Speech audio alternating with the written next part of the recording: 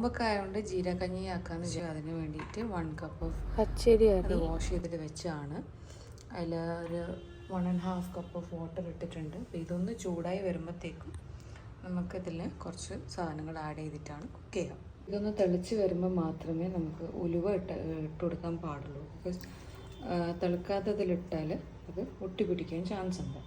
So കാര്യങ്ങൾ ശ്രദ്ധിക്കുക. ഇത് ഞാൻ ഉലുവയും പിന്നെ ചെറിയ ജീരകം എടുത്തിട്ട് ഇതിൽ ഒഴിച്ച് വെച്ചിട്ടുണ്ട്. അതൊരു 3 to 4 വിസിൽ വരുന്ന വരെ നമുക്കിതിന് കുക്ക് ചെയ്തെടുക്കാം. ലോ ഫ്ലെയിമിലാണ് കേട്ടോ നമുക്ക്. പിന്നെ ഇതൊക്കെ നല്ലതുപോലെ കുക്കായി ഇഷ്ടമൊന്ന് നോക്കി വെക്കാം.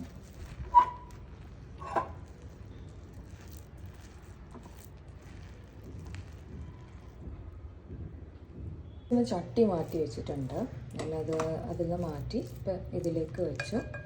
ഇതിൽ കുറച്ച് ചൂടുവെള്ളം ഒഴിക്കുകയെന്ന് വിചാരിച്ചു.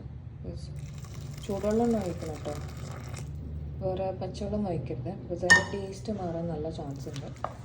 സോ പ്രിഫറബിളി ചൂടുവെള്ളത്തിൽ ആണ് നല്ലത്.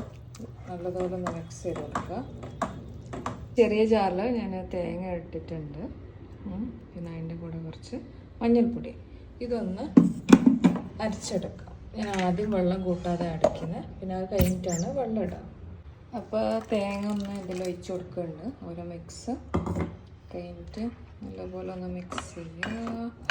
അങ്ങനെ ഇറ്റ്സ് ഓൾമോസ്റ്റ് റെഡി എന്ന് തന്നെ പറയാം. അതിൽ കുറച്ചൊന്ന് സോൾട്ട് ടേസ്റ്റ്, ഞാൻ നേരത്തെ സോൾട്ട് ഇട്ടില്ലായിരുന്നു, അപ്പോൾ അതിനൊരു സോൾട്ട് ഇട്ടതിന് ശേഷം നല്ലപോലെ മിക്സ് ചെയ്ത ശേഷം all ready to be serve. ഞാനിപ്പോൾ അല്ല സെർവ് ചെയ്യുക, കുറച്ച് കഴിഞ്ഞിട്ടാണ്, maybe after 1 hour something. അപ്പോൾ ഒരു ടേസ്റ്റ് നല്ലോണം ഇറങ്ങി വരും.